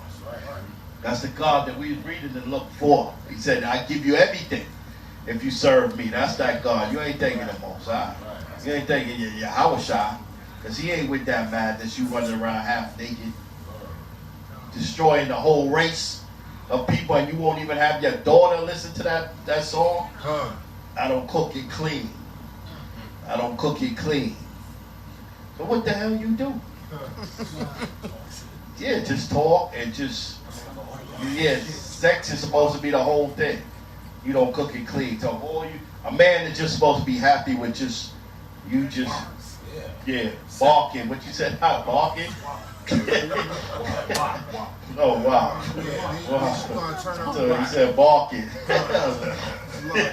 Yeah. Just trying to turn around and say broke boys don't deserve no Right. nookie. Oh yeah, Right. yeah. What you think that's making all the women say? Yeah. They like, nah, I'm jumping on that. That's their favorite line. They That's love all it. I hear when that song come on. That's like the theme part right there. You hear all the women say, "I know that's right." Yeah, You know what I yeah. mean? It's crazy. I'm like, yo, that's fucked up. And them women, Salakia, them women, hold on a second, huh? Yeah. And Salakia, yeah, them same sisters saying that, man. I told them sisters, you a broke man don't need, what are you? You rich? Right. Show me a goddamn EBT card right now. You ain't damn rich. What the hell are you talking about? You know what I mean? Running around talking all this crap, man. Like they so rich, man. That's why they didn't judge the life. Exactly, man. It's foolishness, man. Go ahead. This is verse 11. And he shall wave the sheaf before the Most High to be accepted for you. On the morrow, after the Sabbath, the priest shall wave it. Verse 12. And ye shall offer that day when ye wave the sheaf, and he lamb without blemish of the first year for a burnt offering unto the Most High. You're supposed to get the best food without blemish, the best lamb, everything, because you're giving it to the Most High. You're not give you this is the first fruit. He wants his off the top. That's what the Most High is saying. I blessed you, man. You give me mine off the top. The Most High can do that, man. He's bad. You give me mine off the top, son. Me. I want mine off the top. From the giddy up. From the giddy up. That's what the Most High is saying. Go ahead, huh? Salaki, that also show you that Esau, show you how Esau really thinks he's the Most High, because when you get your check, who already got it? Right. They tax you right away. It shows you how did they think that they're like the Most High. Yeah. They got to get theirs first. They got to get theirs the first. They got to get theirs. Yeah, that's right. They think they the Most High. They think they the Most High. They're going to find out they just a man. Verse 13. And the meat offering thereof shall be 2/10 deals of fine flour mingled with oil. Fine flour, man. We supposed to be enjoying ourselves, man. In no way think that you're supposed to be living, you know what I mean? You kings and queens, that your throne is not there yet. But you always got to believe that you're a king and a queen, man. You ain't supposed to be settling for the lowest, man. You know what I mean? You're supposed to want the best, man. You know what I mean? You're supposed to want the best. You're a king and queen. Why settle for the, you know, I hear brothers, oh, they don't belong here and this and why not, man? You get the best. Them crackers enjoying things. You can enjoy it, but you ain't gonna, you know, destroy your soul and do things to get it. You ain't gonna rob nobody to get it, steal from somebody, be a damn whoremonger and whore out yourself. No, you ain't gonna do that. But if you can get the best, you get the best if you can. If you can enjoy yourself, if you go on a cruise or whatever, go on it, man. Right. You know what I mean? Try to enjoy yourself. You know? Just working, man. That frustrates you too. You know what I mean? If you can. Right, Sister Paulette? Timeshare, anything, right? Whatever the hell you can get. Just sit there and listen to them and take the timeshare. Don't take the timeshare. I mean. Don't take it, but just enjoy it. Enjoy the vacation. Whatever you got to do, man. Enjoy yourself, man. Listen, we coming to the end anyway, man. Okay? We coming to the end, really. An offering made by fire unto the Most High for a sweet Savior. And the drink offering thereof shall be of wine, the fourth part. Brothers love it. Yeah, the wine. Brothers love that. The wine, man. Brothers love that. The wine, right? The fourth part of an hin. Verse 14. And ye shall eat neither bread, nor parched corn, nor green ears, until the selfsame day that ye have brought an offering unto your power. See that? So you ain't supposed to eat or do anything until you brought that offering to your power, man. Check with him first, give him what he wants, and then you can sit down and eat and enjoy things. But this is the first fruit. He wants the top. It shall be a statute forever. It's a statute forever. Yeah. It's a statute forever. So it ain't supposed to be over with.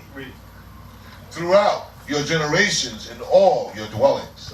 Your generations and all your dwellings. You want to say something? Verse 15. And ye shall count unto you from the morrow, after the Sabbath, from the day that ye brought the sheaf of the wave offering.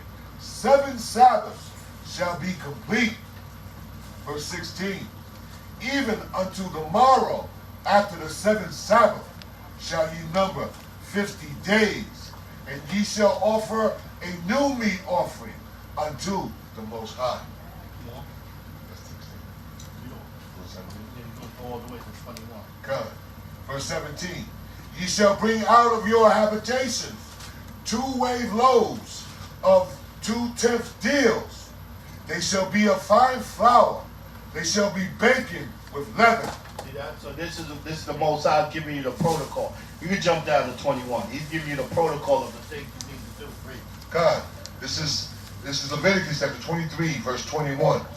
And ye shall proclaim on the selfsame day that it may be in holy convocation. Holy gathering. Come on. Unto you. Come on. Ye shall do no servile work therein. It is a Sabbath. It is a Sabbath. You should do no servile work therein. Come on. It shall be a statute forever. It should be a statute forever. So we got said the regular Sabbath. It was Friday, Saturday. And now we got a Sabbath again. Saturday and Sunday. Forever in all your dwellings throughout your generations. Verse 22. And when ye reap the harvest of your land, thou shalt not make clean riddance of the corners of thy field when thou reapest. You see that? So that's the harvest of the land. So thou should not make clean riddance of thy field. So that's the harvest of the land that you're supposed to do. All right. So this is considered the Sabbath.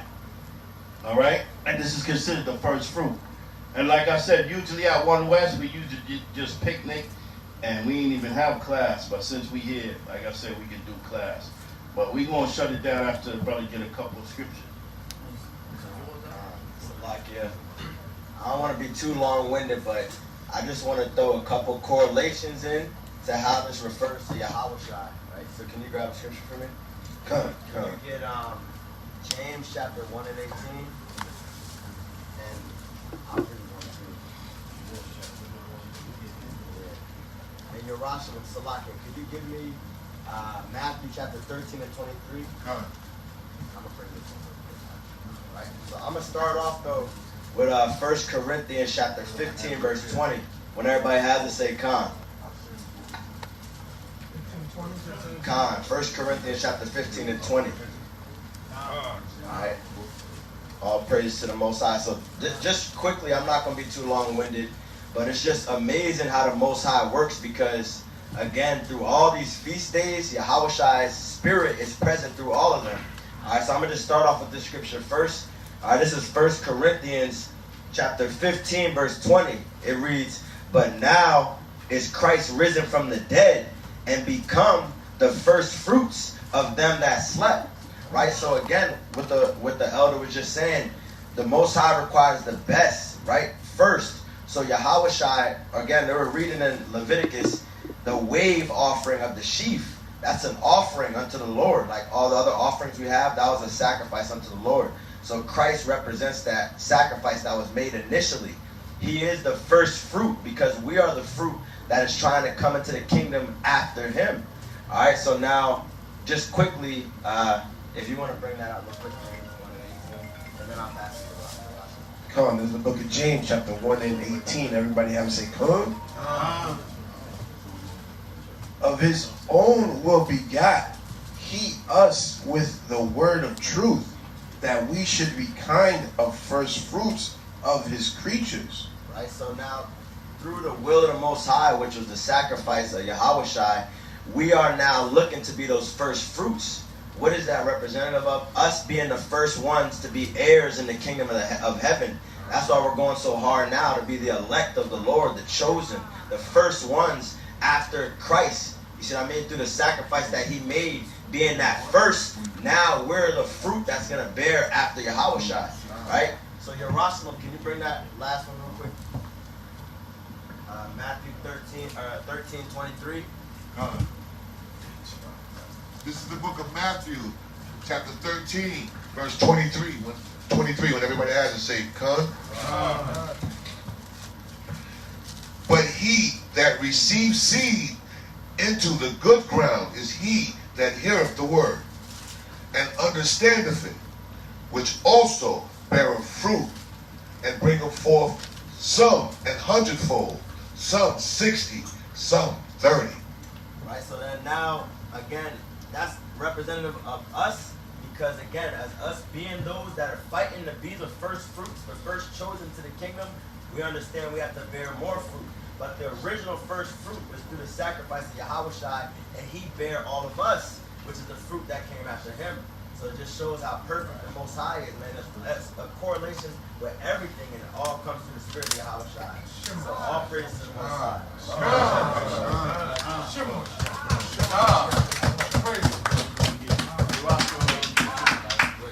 Okay, so we're gonna wrap it up, and we're gonna wrap it up after a couple more precepts, and then we're gonna go right into the prayers. But we'd be remiss if we didn't cover these scriptures here. So everybody turn to Exodus chapter 23, verse 14. Like I say, when you analyze, like I say, the first fruit is really a gathering on a picnic. It's really, you know what I mean? But so that you get understanding on what it is, you know what I mean? But if you was to go outside and picnic on and ask the Most High, you know what I mean, and do, you wouldn't be off on that too, because that's how we used to do the first fruits back in the days. All right, but it's just so brothers get understanding of what the first fruit is. So that's why we going over these. So what you got, Exodus 23? Yeah, and I just wanted to add to what the elder said. This is definitely about the first fruits, but remember that this holy day basically has 3 names. It has the feast. This is the feast of first fruits. This is the feast of weeks, but this is also the feast of Pentecost. And so, when we talk about the Pentecost, there is an element in there which is the Spirit of the Most High coming upon all of the disciples that were with Hamashiach Yahushua in the upper room. So before we get to the spirit aspect of it, just wanted to read more about this holiday and how it's so important. This is like how you would say, like if you had your favorite team, or your favorite car, your favorite pair of sneakers, you have your top 3. This is one of the top 3. And so when you have it, let's go to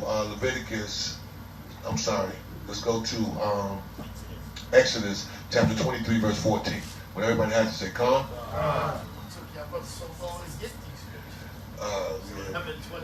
Yeah, come. It is late though, so we're gonna go through it really fast. But we just gonna pay tribute to it, and then we'll be done with it. Yeah, we went a little long. We started a little late, and we went a little long on current events, especially talking about Israel and Gaza and all of that. So I'll be quick. Okay, this is the book of Exodus, chapter 23, verse 14, and it reads, 3 times thou shalt keep a feast unto me in the year. As a matter of fact, Rock Ariel, you want to read that? Exodus chapter 23, verse 14. 3 times thou shalt keep a feast unto me in the year. Verse 15. Thou shalt keep the feast of unleavened bread. Thou shalt eat unleavened bread 7 days, as I commanded thee, in the time appointed of the month of Abib.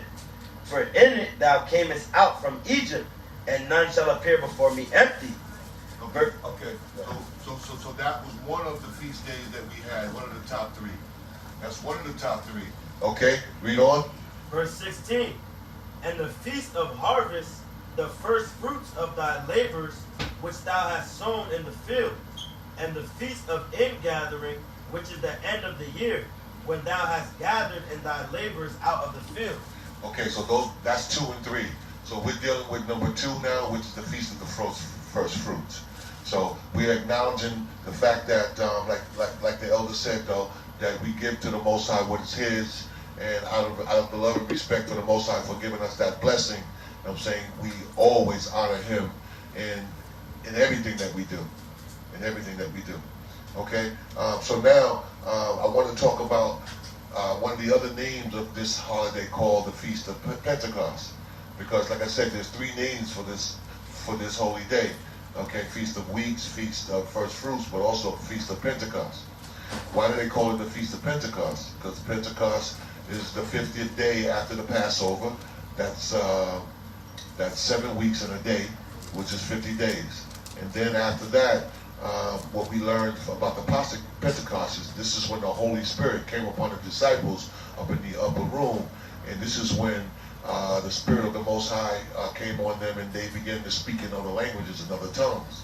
And other nations of people were amazed the fact that the disciples were able to speak in tongues, and they spoke in tongues so well to so many different nations that the other nations thought that the disciples were drunk. They thought they had too much wine to drink, and they couldn't believe that the Spirit was true that was coming from the Most High upon all the men of the Pentecost in that gathering. So we're just going to read Acts chapter 2, verse 1. When everybody has that, say come. And we'll go through to Acts to verse 4. Okay? Go ahead, Rock Ariana. It's the book of Acts chapter 2, verse 1. And when the day of Pentecost was fully come, they were all in one accord in one place. And suddenly there came a sound from heaven as of a rushing mighty wind, and it filled all the house where they were sitting. Verse 3, and they appeared unto them cloven tongues like as of fire, and it sat upon each of them. And they were all filled with the Holy Ghost, and began to speak with other tongues as the Spirit gave them utterance. So that's another reason why this is such a important holy day from the Most High, because the Most High will shows you the power of the Most High, that He can send His Spirit upon men, holy men, priests of the Lord, and they with no knowledge of another language, the Spirit can come upon them and they can actually communicate and reach out to other nations of people. And so it's important that we remember the Pentecost in that aspect as well, and not just the fact that we're giving up the first fruits. Con? Con. All right.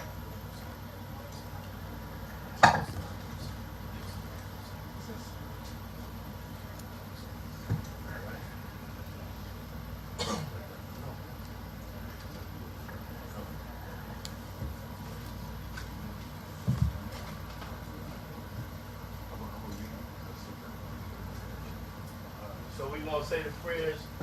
We're going to anoint brothers and sisters. That's it. We're going to take the first fruit. All right?